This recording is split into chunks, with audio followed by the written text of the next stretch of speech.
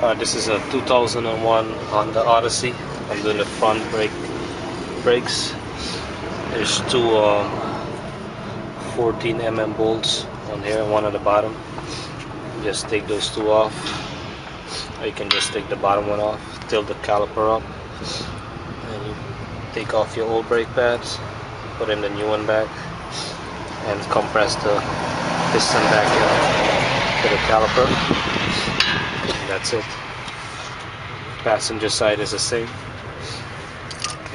14 mm ratchet and a socket, or you can use a 14 mm box wrench. New brake pads, and pump up the brakes before you start it up. That's it. So you change your front brake pads on your 2001 Honda Odyssey.